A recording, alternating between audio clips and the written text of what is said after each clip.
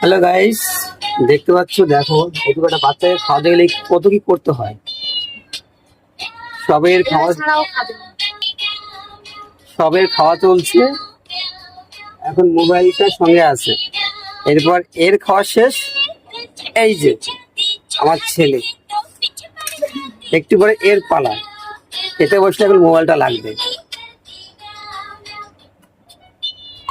তুমি কি বলে দাও? দেখো, এই খাওয়াতে খাওয়াতে কত পাপড় বেলতে হবে আমার তার ঠিক নেই। একজনকে রেখে ওই যে আরেকজন বসে আছে খাওয়ার জন্য। এর শেষ, ওর শুরু হবে।